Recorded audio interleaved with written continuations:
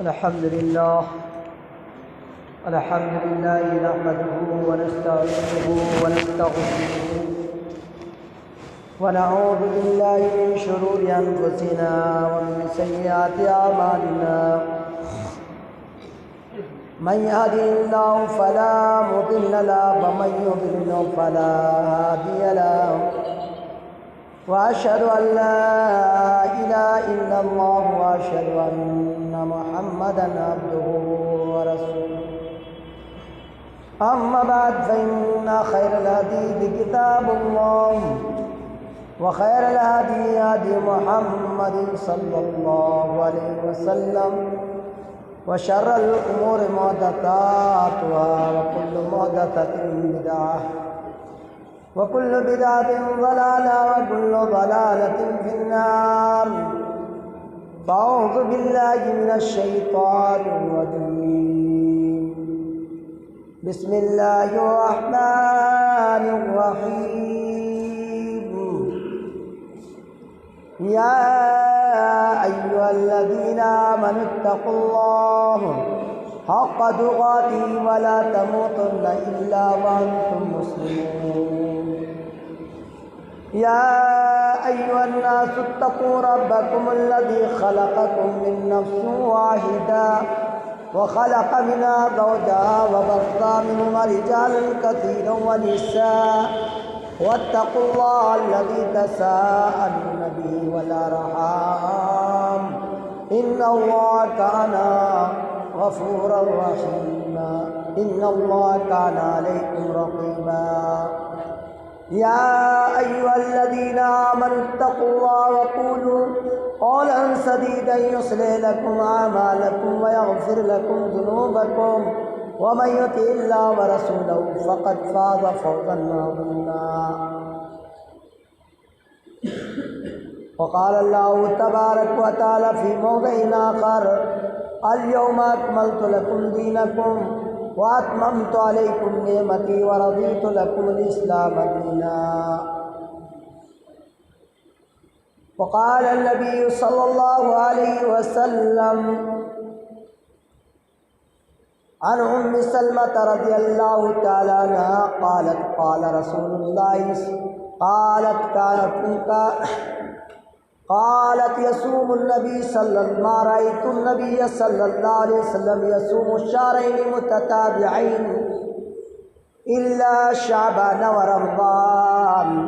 رواه الترمذي رب اشرح لي صدري ويسر لي أمري واحلل عقدة من لساني يفقهوا قولي رب زدني علما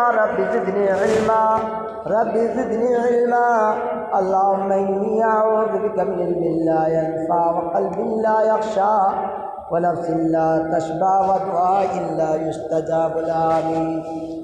اللهم إني أعوذ بك من جهد البلاء ودرك الشقاء وشماتة الأعداء وسوء القضاء محترم معزز بزرگان دین، نوجوان ملی اسلامی بھائیوں، خواتین اسلام، گھروں میں رہنے والی پردہ نشین ماں اور بہنوں، ملت اسلامیہ کے عزیز پیارے بچوں، اللہ تبارک و تعالیٰ کی حمد و ثنا بڑائی بزرگی کے بعد تمام انبیاء کرام علیہ الصلاۃ والسلام پر درود و سلام نازل ہو، خصوصاً ہمارے آخری نبی احمد مجتبیٰ محمد مصطفیٰ صلی اللہ علیہ وسلم پر درود و سلام نازل ہو، آپ کے جملہ اصحاب اور آپ کے جملہ متبعین پر اللہ کی رحمتیں اور برکتیں۔ درود و سلام کے بعد آج جس موضوع پر مجھے لفظ کرنی ہے وہ میرا موضوع ہے ماہ شعبان اور گزشتہ یعنی گزرے ہوئے رمضان۔ یہ شعبان المعظم کا مہینہ چل رہا ہے، ہر ایک کو معلوم ہے۔ اس شعبان کے مہینے میں نبی کریم صلی اللہ علیہ وسلم کا جو عمل تھا وہ یہ تھا کہ اللہ کے نبی صلی اللہ علیہ وسلم کے بارے میں ام سلمہ رضی اللہ تعالیٰ عنہ بیان فرماتی ہیں ما رأیت النبی صلی اللہ علیہ وسلم میں نے نبی صلی اللہ علیہ وسلم کو نہیں دیکھا 2 مہینوں کے پے در پہ روزے رکھتے ہوئے، یعنی مسلسل روزے رکھتے ہوئے 2 مہینے کے، میں نے نبی صلی اللہ علیہ وسلم کو نہیں دیکھا سوائے شعبان اور رمضان کی۔ روایت کیا ہے؟ اس کو امام ترمذی رحمۃ اللہ علیہ نے اپنی ترمذی میں اور دوسری دیگر روایتوں میں کہ اللہ کے نبی صلی اللہ علیہ وسلم اکثر شعبان کے روزہ رکھا کرتے تھے، لیکن آپ کی امت کو اللہ کے نبی صلی اللہ علیہ وسلم نے 15 شعبان تک روزہ رکھنے کی اجازت دی اور کہا کہ 15 شعبان کے بعد اب روزہ نہیں رکھنا امت کے۔ کیوں نہیں رکھنا ہے؟ وجہ کیا ہے؟ اللہ کے نبی صلی اللہ علیہ وسلم کو طاقت تھی، قوت تھی کہ آپ صلی اللہ علیہ وسلم متتابع پورے پے در پہ آپ صلی اللہ علیہ وسلم کئی مہینوں کے روزے رکھ لیتے، آپ کو کوئی فرق پڑنے والا نہیں، کیونکہ اللہ کے نبی صلی اللہ علیہ وسلم فرماتے ہیں کہ اللہ تعالیٰ مجھے کھلاتا اور پلاتا ہے۔ اب وہ کیا ہے؟ وہ اللہ کے نبی صلی اللہ علیہ وسلم کا خاصہ ہے۔ پیارے نبی صلی اللہ علیہ وسلم کو کمزوری لائق نہیں ہوتی روزوں سے، لیکن امت کے افراد بہت کمزور ہیں۔ آپ صلی اللہ علیہ وسلم کی طاقت معلوم ہے کتنی تھی؟ آپ صلی اللہ علیہ وسلم 40 آدمیوں پر اکیلے حاوی ہو جاتے تھے، اکیلے اللہ کے نبی صلی اللہ علیہ وسلم 40 لوگوں پر حاوی ہو جاتے تھے۔ اور آپ نبی کریم صلی اللہ علیہ وسلم جب چلتے تھے اور آپ کا ذکر کوئی ایسا انسان جو آپ کا دشمن ہوتا تھا وہ سنتا تھا، اور سننے کے بعد جب وہ آپ کا ارادہ کرتا تو 3 مہینے کی مسافت سے اللہ کے نبی کا روب اس کے اوپر پڑ جاتا تھا۔ یہ اللہ کی طرف سے خاصہ تھا، یہ اللہ کی طرف سے معجزہ تھا۔ نبی کریم صلی اللہ علیہ وسلم، اللہ کے نبی صلی اللہ علیہ وسلم رمضان المبارک کے مہینے کی تیاری بہت کیا کرتے تھے، ایک دن گنا کرتے تھے۔ آج ہم لوگ ایک دن نہیں گنتے، آج ہم کو پتہ نہیں رہتا کب رمضان آنے والا ہے، لیکن بس ایک دوسرے سے معلوم کر کے پتہ چلتا ہے، لیکن اللہ کے نبی صلی اللہ علیہ وسلم بتاتے، خود اس چیز کو دیکھتے اور دیکھنے کے بعد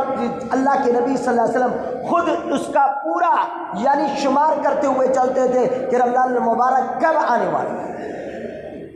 بڑی کوشش کرتے، اپنی امت کو تلقین کی کہ 15 روزے رکھ سکتے ہیں، اور جو لوگ پیر کا روزہ رکھتے ہیں، جمعرات کا روزہ رکھنے کی جن کی عادت ہے ہر مہینے میں، تو وہ ہر مہینے میں، چاہے وہ شعبان کا مہینہ ہو رمضان کو چھوڑ کر، چاہے وہ کوئی سا اور سا مہینہ ہو، پیر کے روزے رکھتے رہیں، کوئی فرق نہیں۔ لیکن آپ نے فرمایا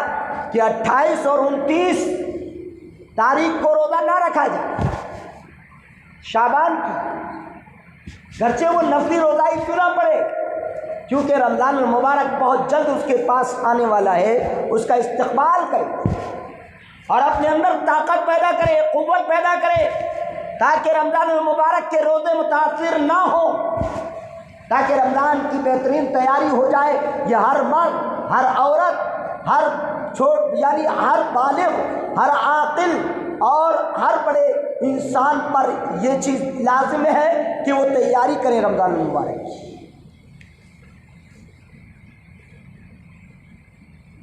رمضان المبارک کے آنے سے پہلے ماہ شعبان میں کوئی خاص روزہ اللہ کے نبی صلی اللہ علیہ وسلم نے بیان نہیں فرمایا۔ آئیے میں قرآن مقدس سورہ مائدہ آیت نمبر 3 کو پڑھتا ہوں، پھر اس کے بعد اس کی تشریح کرتا ہوں۔ اللہ رب العالمین فرماتا ہے، جس وقت کہ اللہ کے نبی صلی اللہ علیہ وسلم کا آخری حج ہے، آخری حج میں آپ اونٹ پر سوار ہیں۔ اسماء بنت ابی بکر رضی اللہ تعالیٰ عنہ، اسماء بنت یزید یہ سب بیان کرتے ہیں کہ اللہ کے رسول صلی اللہ علیہ وسلم اونٹ پر سوار تھے، اپنی اونٹنی پر سوار تھے کہ نزلت هذه الآیہ، اس آیت کا نزول ہوا، الیوم اکملت لکم دینکم واتممت علیکم نعمتی ورضیت لکم الاسلام دینا۔ تو اونٹنی کی پیٹھ ایسے لگ رہی تھی کہ چل چلا رہی اور ٹوٹ جائے، وحی کا اتنا مقام تھا، وحی کا اتنا مرتبہ تھا، وحی کا اتنا بوجھ تھا، تو یہ عرفہ کے دن اللہ رب العزت نے اس آیت کا نزول فرمایا حجۃ الوداع کے موقع پر۔ یہ کہا کہ الیوم اکملت لکم دینکم، آج میں نے تمہارا دین پورا کر دیا، مکمل کر دیا، اس کو کا اتمام کر دیا، تمام کر دیا، مکمل ہو گیا، اب اس میں کسی طرح کی کوئی کمی نہیں۔ وَأَتْمَمْتُ عَلَيْكُمْ نِعْمَتِي، اور میں نے اپنی نعمت کا اتمام کر دیا، اپنی نعمت پوری کر دی۔ وَرَضِيتُ لَكُمُ الْإِسْلَامَ دِينًا، اور جس مذہب کو میں نے تمہارے لیے پسند کیا، جس سے میں راضی ہوا، وہ اسلام ہے۔ اس آیت کریمہ سے معلوم یہ ہوا کہ اسلام ایک ایسا مذہب ہے جو لازوال ہے، باکمال ہے، جس کو جتنا انسان دبانے کی کوشش کرے گا اتنا ہی یہ ابھرے گا۔ اسلام کی فطرت میں قدرت نے لچک دی ہے، اسلام کی فطرت میں قدرت نے لچک دی ہے، اتنا ہی ابھرے گا جتنا کہ دباؤ۔ اسلام مکمل ہو چکا، اسلام کی مثال اس لبالب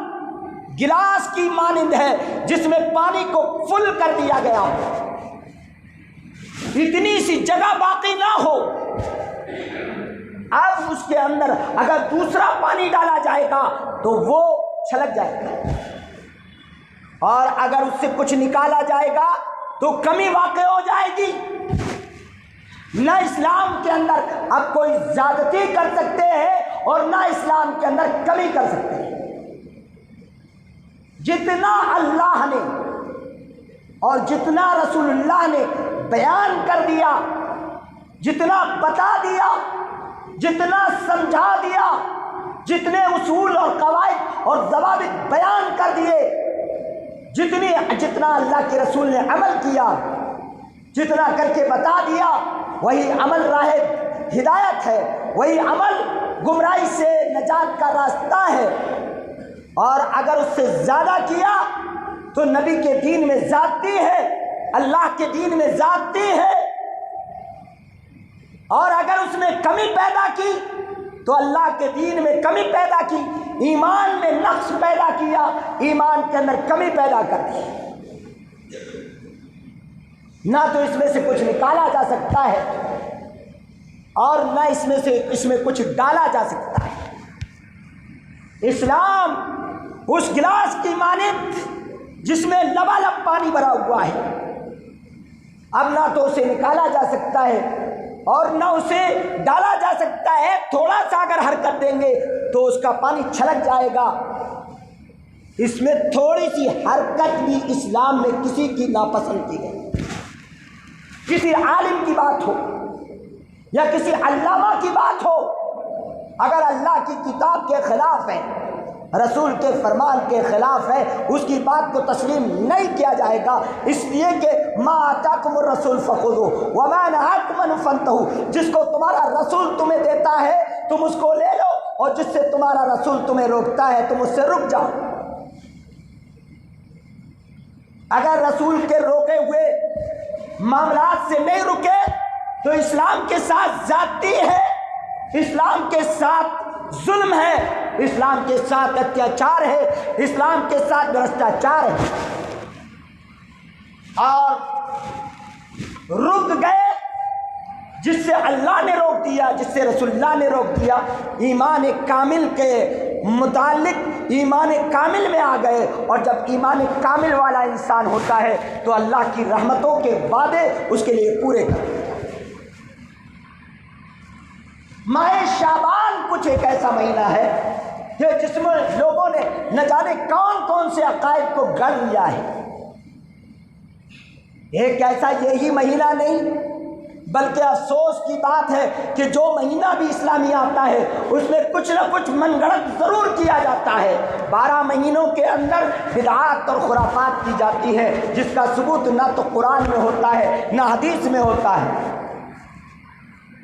جب آدمی سے سوال کرو کہو کہ بھئی ایسا کیوں کرتے ہو، نہ تو قرآن میں ہے نہ حدیث میں ہے، تو کہتا ہے اسلام مکمل ہو گیا ہے، تو یہ بتاؤ کہ یہ حکم اسلام میں کیوں نہیں ہے، یہ چیز اسلام میں کیوں نہیں ہے، یہ چیز اسلام میں کیوں نہیں ہے۔ اس سوال کا جواب ہے کہ اس کا مطلب یہ ہے کہ تجھے اللہ تعالیٰ کے نبی محمد صلی اللہ علیہ وسلم کی رسالت پر یقین نہیں ہے۔ اس کا مطلب یہ ہے کہ تجھے اللہ کے قرآن یعنی نبی کا قرآن پر تجھے یقین نہیں ہے، اللہ کے فرمان پر یقین نہیں ہے۔ اللہ کہتا ہے آج کے دن اے نبی، آج کے دن اے نبی، مکہ کے اس میدان میں، اس عرفہ کے میدان میں جہاں پر توبے قبول کی جاتی ہیں، جہاں جنت کے فیصلے کیے جاتے ہیں، جہاں جہنم سے آزاد کیا جاتا ہے، جہاں سے معصوم بن کر حاجی اپنے گھر کو واپس ہوتا ہے، اس میدان سے یہ اعلان ہو رہا ہے کہ الیوم اکملت لکم دینکم، آج کے دن میں نے تمہارے دین کو مکمل کر دیا۔ اب یہاں پر دو باتیں سامنے آتی ہیں۔ ایک بات یہ سامنے آتی ہے کہ سامنے والا کہہ رہا ہے کہ اسلام مکمل نہیں ہے، یا تو وہ سچا ہے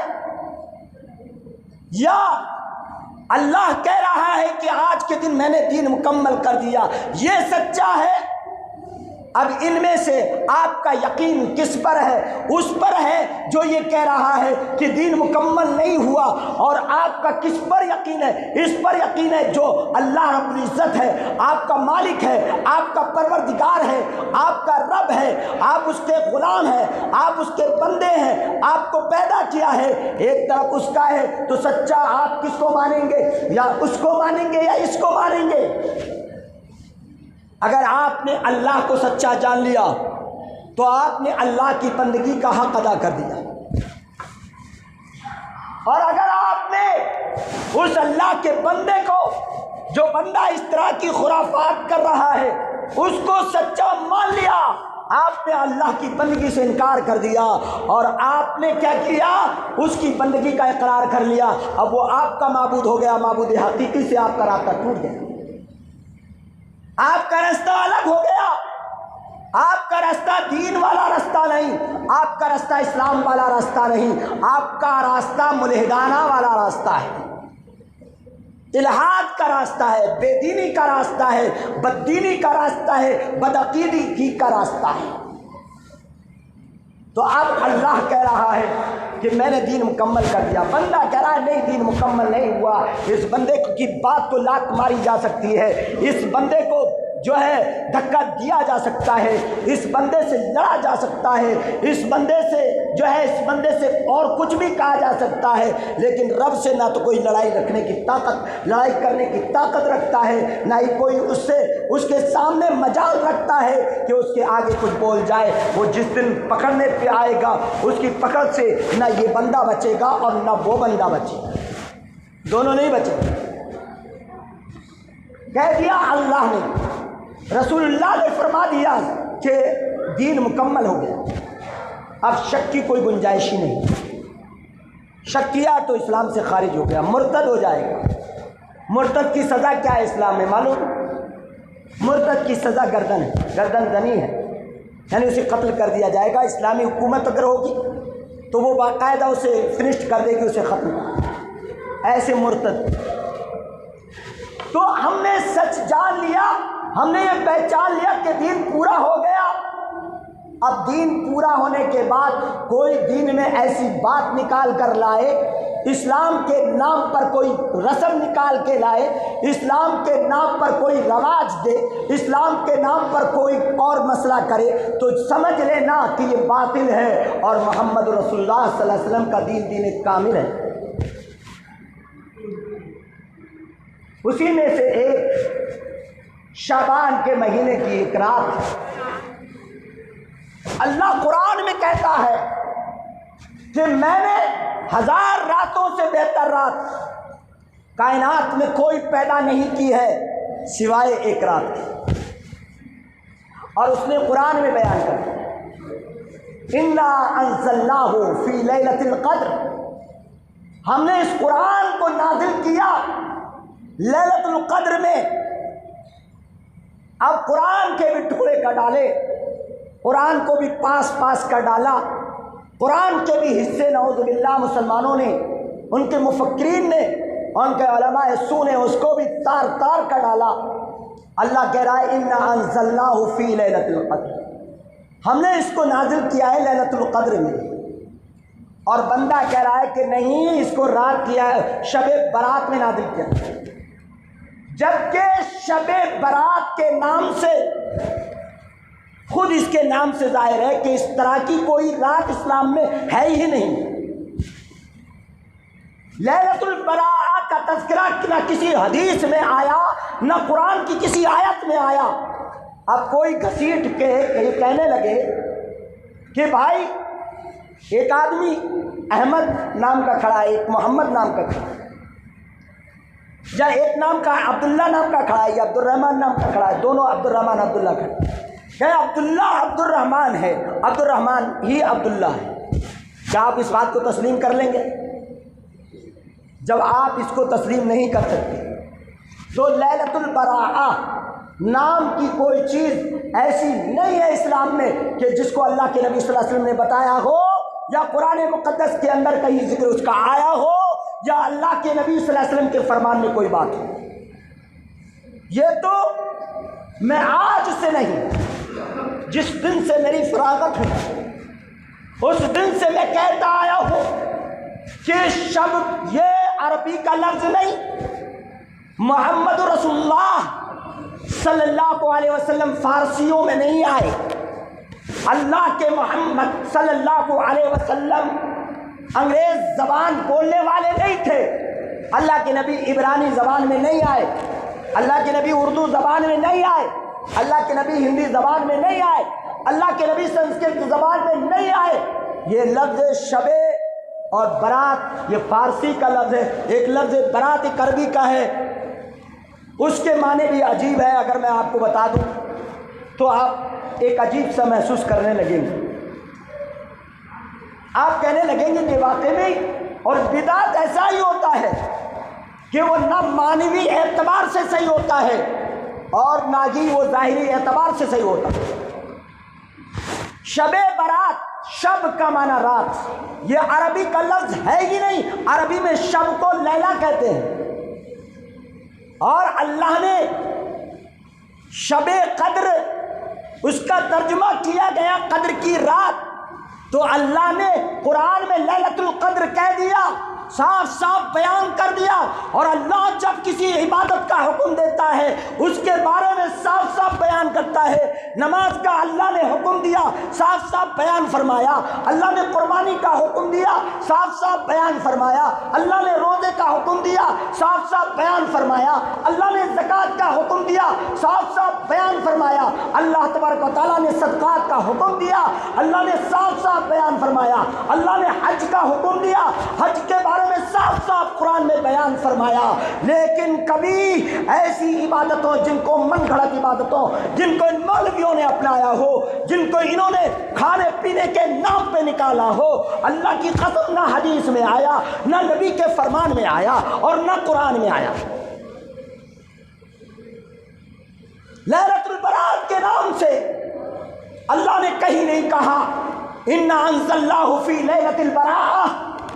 اگر کوئی مائی کا لال قرآن میں دکھا دے، زندگی بھر غلامی کرنے میں تیار ہوں، ان الفاظ کے ساتھ کہ انا انزلناہ فی لیلۃ البراء۔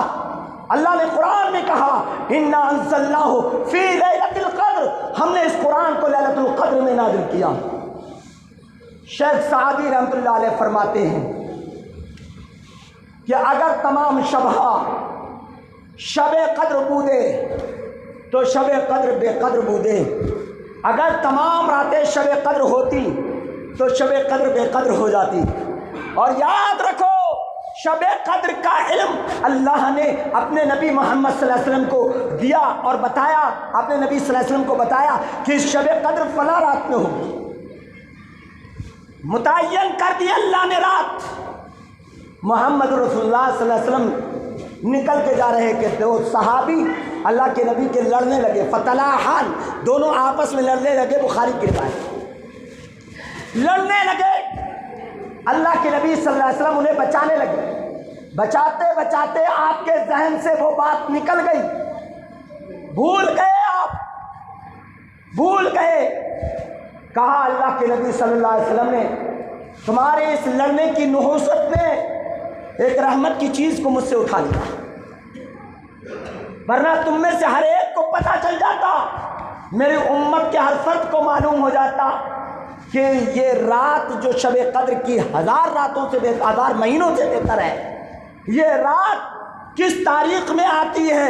اور کس وقت آتی ہے سب پتہ چل جاتا، لیکن تمہارے لڑنے نے، تمہارے جھگڑنے کی نحوست نے اس امر کو مجھے بلا دیا۔ اب یہ رات رمضان کے آخری عشرے میں تلاش کرو، بخاری شریف کے اندر ہے، دیگر احادیث میں ہے کہ آپ نے فرمایا کہ 21 میں، آپ نے فرمایا 23 میں، آپ نے فرمایا 25 میں، آپ نے فرمایا 27 میں، آپ نے فرمایا 29 میں۔ اب یہاں پر بھی فرقے بن گئے، کوئی کہنے لگا 21 میں ہوتی ہے، کوئی کہنے لگا 23 میں ہوتی ہے، کوئی کہنے لگا کہ 25 میں ہوتی ہے، کوئی کہنے لگا کہ 27 میں ہوتی ہے، کوئی کہنے لگا 29 میں ہوتی ہے۔ اب کوئی فرقہ 21 میں جاگنے لگا، کوئی فرقہ 23 میں جاگنے لگا، کوئی فرقہ 25 میں جاگنے لگا، کوئی فرقہ 26 27 میں جاگنے لگا، کوئی فرقہ 29 میں جاگنے لگا۔ اب یہاں پر بھی فرقہ بندیاں ہو گئی۔ اللہ کے نبی نے ان تمام فرقہ بندیوں کا پوسٹ مارٹم کر دیا اور فرمایا التمسوها فی العشر الاواخر، آپ نے فرمایا رمضان کے آخری عشرے میں تلاش کرو، آخری عشرے میں۔ کوئی رات اگر تم نے 20 سے لے کر 30 تک جاگا، ثواب برابر ملے گا نبی کے حکم کی فرما برداری کا، اور یہ رات بھی کسی نہ کسی رات میں آپ کو ضرور مل جائے گی انشاءاللہ، اگر آپ خلوص دل سے جاگتے ہیں، اللہ کی عبادت کرتے ہیں، قرآن کی تلاوت کرتے ہیں، نبی کے فرمان کے مطابق چلتے ہیں۔ تو شیخ صاحبی کہتے ہیں اگر تمام شبہ شب قدر بودے تو شب قدر بے قدر بودے، اگر تمام راتیں شب قدر ہوتی تو شب قدر بے قدر ہو جاتی، شب قدر کی کوئی قدر نہ ہوتی۔ آج یہی عالم مسلمانوں نے اپنایا ہوا ہے کہ جب شب قدر کی راتیں آتی ہیں، جب شب قدر کی راتوں کے جاگنے کا وقت آتا ہے، جب شب قدر کے وہ 10 ایام آتے ہیں جس میں نبی نے کہا اس کو ڈھونڈو 10 راتوں کے اندر، اور ایک روایت میں آیا کہ 5 راتوں کے اندر۔ اب اس تمام اختلاف سے بچانے کے لیے ایک بات ہی سامنے آئی کہ جو نبی کی فرما برداری کرے گا، 10 رات جاگ کر اپنے رب کو راضی کرے گا، 10 رات جاگ کر کے وہ اس رات کو تلاش کرے گا، وہ اللہ کے نبی کی مکمل سنت کو پانے والا ہے، مکمل سنت کو پانے والا ہے۔ اختلاف سے بچا دیا محمد رسول اللہ صلی اللہ علیہ وسلم، اور کہا کہ نہیں، تلاش کرو، محنت کرو، تم دنیا کے اپنے کام کے لیے محنت کرتے ہو، تم اپنے چاولوں کو اٹھانے کے لیے، اپنی باسمتی کو اٹھانے کے لیے بہت سارے مزدور رکھتے ہو،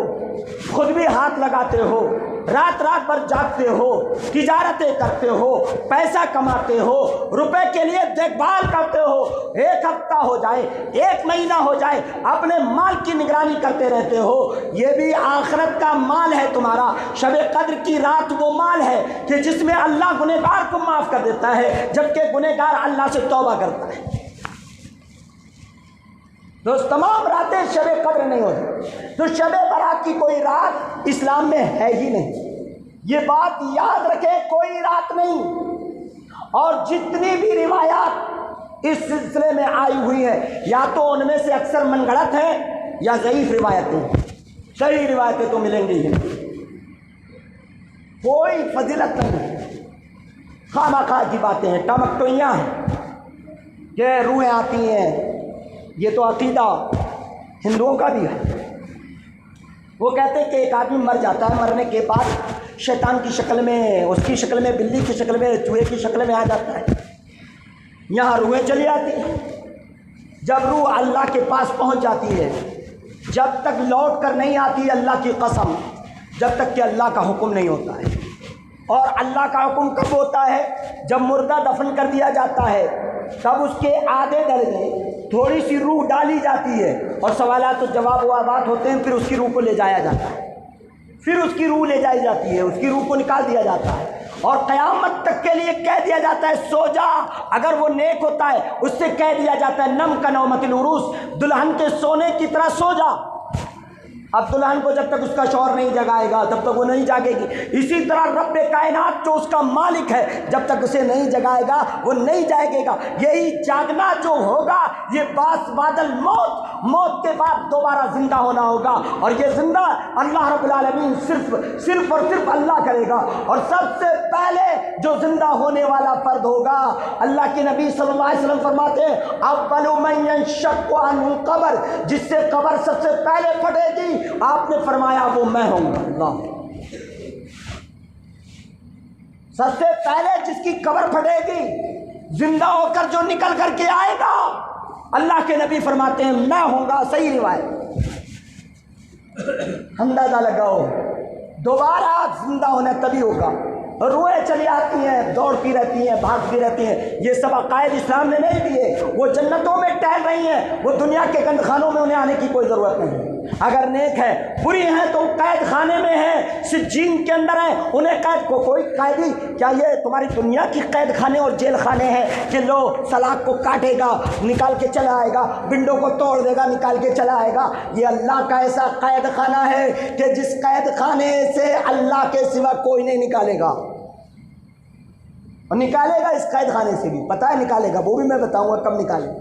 وہ بھی بتاؤں گا کبھی انشاءاللہ۔ نکالے گا اللہ قیامت کے دن، جب کہ سب کی سزا بول دی جائے گی، جہنم میں جہنمی چلے جائیں گے۔ کچھ مومن ایسے ہوں گے جنہوں نے بڑے بڑے گناہ کیے ہوں گے، ان گناہوں کی سزا بھگتنے کے بعد ایسے نکالے جائیں گے، حدیث بخاری شریف کی، کہ گویا کہ وہ کوئلے کی مانند ہو گئے ہوں گے، اور ان کوئلوں کو اللہ جنت کی مائع نار الحیات کے اندر ڈالے گا، اور مائع نار الحیات میں جب ڈالے گا تو اس پانی سے اللہ انہیں بالکل صاف اور ستھرا کر دے گا، ایسا کر دے گا کہ جیسے ان کو کسی چیز نے جلایا ہی نہیں تھا۔ اللہ اکبر۔ یہ ان مومنوں کا حال ہوگا جنہوں نے گناہ کیے ہوں گے لیکن شرک نہیں کیا ہوگا، ان کو نکالا جائے گا۔ یہ سمجھنے کی باتیں ہیں، سوچنے کی باتیں، اور اللہ کا قید خانہ بڑا خطرناک ہے۔ اللہ محفوظ فرمائے، اللہ ہماری حفاظت کرے، اللہ ہم سب کی روحوں کو کی حفاظت فرمائے رب اللہ۔ اور اللہ تعالیٰ کا جو انعام ہے وہ بہت اونچا ہے، جنتی جنت میں ٹہل اللہ سے خواہش کرتے ہیں اے اللہ ہم تو لوٹنا چاہتے ہیں اپنے گھر والوں کی جانب، تاکہ انہیں بتا دے کہ ہم نے کیا اعمال کیے تھے، اللہ نے اس کا کیا بدلہ دیا۔ اللہ کہتا ہے بس ہو گیا تمہارا جو ہونا تھا، اب تم یہیں رہو۔ وہ یہ باتیں تو خود پہنچ جائیں گی، یہ باتیں تو خود پتہ چل جائیں گی۔ قیامت کے دن جب میرے پاس آئیں گے، سب کا چٹھا سامنے ہوگا، سب کو نظر آ جائے گا کون اچھا تھا، کون برا تھا، کون کیا تھا۔ وہ تمنا کرے گا کہ میں گھر والوں کو بتا دوں تاکہ وہ ویسے عمل کرے۔ اللہ کہے گا نہیں، اب ہمارا فیصلہ بدلتا نہیں ہے، ہم نے جو فیصلہ کر دیا وہ ہو گیا، بات ختم ہے۔ لا تبدیل لخلق اللہ، اللہ تعالیٰ کی تخلیق میں بھی تبدیل نہیں ہو سکتی، اللہ تعالیٰ کے حکم میں بھی کوئی تبدیلی نہیں ہو سکتی۔ اب اس کے بعد جب بندہ اب یہ عقیدہ غلط ہوا کہ نہیں ہوا، ثابت ہوا کہ وہ روحیں آ جاتی ہیں، وہ گھر میں آ کے لوٹ جاتی ہیں۔ اگر کسی کے گھر میں کچھ پکوڑے یا کیا بولتے ہیں پکوڑے یا حلوے نہیں بنتے ہوتے ہیں نا، ان کی خوشبو نہیں ملتی ہوتی ہے، تو لوٹ کے چلے جاتے ہیں، واپس ہو جاتے ہیں، اور بڑے رنجیدہ ہو کے جاتے ہیں۔ ہمارے گھر والے تو کچھ نہیں کہہ رہے، ہاں کھانے کے رنجیدہ ہوں گے، سڑے ہوئے کھانے پر۔ جنت کی جس کو جنت کے گچھے مل رہے ہوں، جس کو جنت کے خوشبودار پھل مل رہے ہو، جس کو جنت کے مشک عنبر مل رہی ہو، جس کو جنت کا لباس مل رہا ہو، ایسا طوبہ ایک ایسا درخت ہے کہ جو 100 سال تک اگر کوئی تیز رفتار سواری چلے اور اس کی سائے کو پار کرنا چاہے، اللہ کے رسول نے فرمایا کہ وہ 100 سال تک چل کے اس کے سائے کو پار نہیں کر سکتے۔ اس سے کپڑے الاٹ ہوتے جنتیوں کے، اور اتنے بہترین جنتی کپڑے اور اتنے خوبصورت اور چمکدار، وہ اس سڑی ہوئی دنیا میں مچھروں والی دنیا میں آئیں گے۔ ہمیں تو ایسا لگتا ہے جب شام کا وقت ہوتا ہے تو ایسا لگتا ہے پوری جہنم یہیں تیار کر دی گئی ہے، مچھر کاٹتے ہیں نا تو کیسا لگتا ہے؟ پوری جہنم لگتی ہے، آگ پورے جسم میں دوڑتی ہے، گرمی لگتی ہے کہ کیا ہے فین، ان کی کیا حیثیت ہے یہ بتائیں، اس اے سی کی کیا حیثیت ہے؟ کچھ حیثیت نہیں، یہ آپ کو دکھ بھی پہنچا دیتی ہے، سکھ نہیں پہنچاتی۔ لیکن جنت میں نہ ریٹ آئے گی، نہ تھوک آئے گا، نہ وہاں کورونا ہوگا، نہ وہاں زکام ہوگا، نہ وہاں نزلہ ہوگا، نہ وہاں بخار ہوگا، نہ وہاں کھانسی ہوگی، نہ وہاں ٹائیفائڈ ہوگا، نہ وہاں پر کوئی اور چیز ہوگی، وہاں تو صرف صحت ہی صحت ہوگی۔ تو ایسی جہاں سے نکل کے اس جہاں میں پہنچیں گے جس جہاں میں کیڑے مکوڑے ہوں، جس جہاں میں سڑند اور گند کی بدبو آتی ہو، جہاں سے پیخانوں کی بدبو آ رہی ہو، ان کو تو پیخانہ بھی نہیں آئے گا، ان کو تو ریٹ اور تھوک بھی نہیں آئے گی، ان کو تو بدبو نہیں آئے گی، ان کی منہ سے خوشبو آئے گی، اللہ خوشبو چھوٹے گی ان کے منہ سے۔ وہ کیوں آنے چلے ہیں یہاں پر سڑیں گے اس معاملات میں؟ سوچو ذرا، غور و فکر کرو، عقیدوں کو کتنا بگاڑا گیا۔ اب اس کے بعد یہی رات میں جاگ لو، بس اس کے بعد پوری سال چاہے نماز پڑھو یا مت پڑھو، چاہے روزہ رکھو یا مت رکھو، چاہے زکوٰۃ دو یا مت دو، چاہے صدقہ کرو یا مت کرو، چاہے کسی کے ساتھ نیکی کرو یا مت کرو، بس اللہ نے تمہیں اس برات کی رات میں تمہیں آزاد کر دیا ہے، برات کر دی ہے، تمہاری چھٹکارا کر دیا ہے، تمہاری برات کا جنازہ نکال دیا ہے۔ سمجھ میں آئی؟ برات نکل گئی ہے، برات دیکھتے ہیں کتنی مصیبت بن کے آتی ہے برات۔ ایک برات ہمارے یہاں بھی چلتی ہے برات لے کر کے، وہ دیکھا ہے برات کتنی مصیبت بنتی ہے لڑکی والوں کے لیے۔ موٹے موٹے مرغے کے ہڈے چاہیے، اس میں بڑے بڑی چیزیں چاہیے، کتنی مصیبتیں بنتی ہیں یہ برات۔ ایسے ہی یہ لفظ برات، شب برات ہے، یہ بھی مصیبت کی جان ہے۔ اللہ کے رسول کا فرمان نہیں، نبی کا فرمان نہیں، قرآن کے اندر اس کا ذکر نہیں، جس کا ذکر نہ قرآن میں، جس کا ذکر نہ نبی کے فرمان میں، اور اس کو ہم مسلمان کریں تو سمجھ لیجئے کہ ہم اسلام سے دور ہو رہے ہیں، اسلام سے قریب نہیں ہو رہے۔ کرنے کے تو کام تو کرتے نہیں۔ روزانہ قرآن کی تلاوت صبح میں کیجیے، روزانہ 5 وقت کی نماز پڑھیے۔ آپ کو کسی ایک رات میں جا کر للہ فلہ توبہ کرنے کی ضرورت نہیں ہے، آپ ہر دن توبہ کریے، توبہ کا دروازہ کھلا ہے۔ آپ اگر کسی رات کا انتظار کریں گے، یاد رکھیے کہ وہ رات آپ کو ہو سکتا ہے کہ کل نہ ملے، لیکن جو وقت ابھی ملا ہوا ہے اس کو غنیمت جان لیجیے، غنیمت جان لیجیے۔ لہذا اب ایک مسئلہ اور بتا دوں، اس کے بعد بات ختم کر دیں۔ مسئلہ یہ ہے کہ جن لوگوں کے پہلے رمضان کے روزے چھوٹ چکے ہیں، چاہے وہ مرد ہو یا عورت، اور انہوں نے کسی غفلت کی بنیاد پر یا کسی مرض کی بنیاد پر یا کسی پریشانی کی بنیاد پر وہ روزے نہیں رکھے، اب اس کے بعد یہ شعبان کا مہینہ آ گیا، دوسرا رمضان آنے والا، ایسی صورت میں آدمی اب کیا کرے؟ سوال اٹھتا ہے نا، اس سوال کا جواب حضرت عائشہ رضی اللہ تعالیٰ عنہ فرماتی ہیں کہ رمضان کے روزے مجھے حیض کی وجہ سے میرے چھوٹ جاتے تھے، ہر عورت کے چھوٹتے ہیں حیض کی وجہ سے، اور مردوں کے بیماری کی وجہ سے چھوٹ جاتے ہیں، تو چھوٹ جاتے تھے میرے روزے، تو کہتی ہیں کہ میں پوری کا پورا کرتی تھی، کملت الصیام، میں رمضان کے روزوں کو شعبان میں جو ہے تکمیل کرتی تھی، ان کو مکمل کرتی تھی، یعنی رمضان کے جو روزے بچے ہوئے ہوتے تھے اب لاسٹ میں آ کے شعبان میں رکھ لیتی تھی۔ اللہ کے نبی چونکہ پورے مہینے کے روزے رکھتے تھے، اس لحاظ سے میں بھی ان کے اللہ کے نبی کے بہانے سے فوراً میرا یہ فرض بھی ادا ہو جاتا تھا، میں پورے روزے رکھ لیتی تھی جو چھوٹ جاتے تھے۔ تو اس سے معلوم ہوا کہ پہلا وقت وہ ہے کہ جب آدمی صحت سے ہو جائے تو آپ رمضان کے روزے رکھ لیں، اور اگر وہ نہ رکھ پائے یا اس سستی سے غفلت سے وہ نہیں رکھ پایا تو شعبان آخری مہینہ ہے، اس آخری مہینے میں رکھ لے، اور اگر اس کو بھی نہیں رکھا، اب رمضان آ گیا، اب رمضان کے اندر تو پورے نہیں کر سکتا، تو آئندہ جو شوال آئے گا، ابن عباس رضی اللہ تعالیٰ عنہ کی روایت کے مطابق وہ بیان کرتے ہیں کہ اس آدمی کو چاہیے کہ رمضان کا ایک روزہ رکھے، اور رمضان کے ایک روزے کے ساتھ روزانہ ایک مسکین کو بھی کھانا کھلائے، تب وہ روزے کا حق ادا ہوگا، ورنہ نہیں۔ سمجھ میں آئی بات؟ مسئلہ سمجھ میں آ گیا؟ جن کے روزے ابھی باقی ہیں ان کو چاہیے کہ ابھی روزہ رکھ لیں، اور اگر یہ نہیں رکھتے تو سزا ملنے والی ہے. سزا یہ ہے کہ آپ کو اگر رمضان کے بعد وہ روزے رکھیں گے تو آپ کو کھانا بھی کھلانا پڑے گا ایک مسکین کو، اور اس کے ساتھ ساتھ وہ روزہ بھی رکھنا پڑے گا. اور حضرت صحابہ کرام رضوان اللہ علیہ مجمعین کہتے تھے کہ ہم میں سے کوئی بھی اگر جان بوجھ کے روزہ چھوڑ دیتا تھا تو وہ اتنا برا سمجھتا تھا اس کو، کہ اتنا برا سمجھتا تھا کہ ایسا لگتا تھا پوری زندگی میں ہم سے کیا کھو گیا ہے. کہا جان بوجھ کے اگر کوئی روزہ چھوڑ دے تو وہ پے در پہ 2 مہینے کے روزے رکھے، یعنی ایک دن کا روزہ رمضان کا 2 مہینے کے روزے کے برابر اس کی حیثیت ہے. اندازہ لگاؤ بغیر عذر کے اگر اللہ اکبر. اور اگر یہ بھی نہیں رکھتا تو پھر اس کی سزا بھگتنے کے لیے جہنم میں تیار ہو جائے،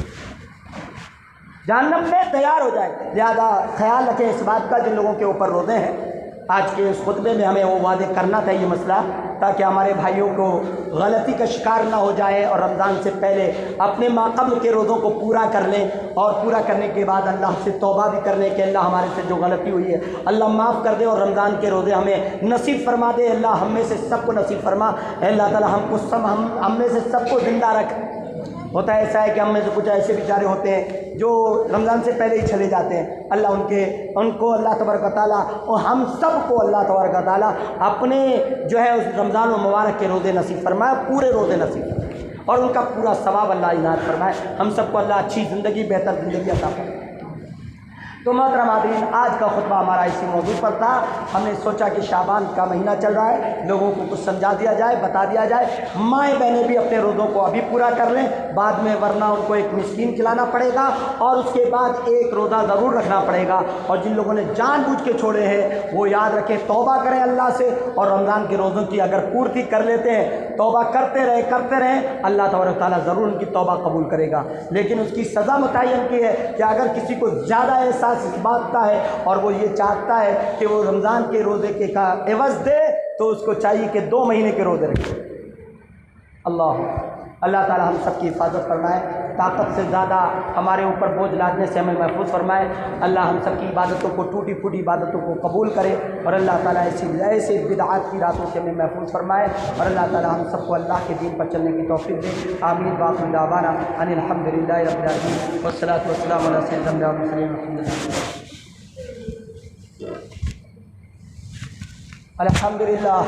الحمد للہ نحمده ونستعینه ونستغفره ونعوذ باللہ من شرور انفسنا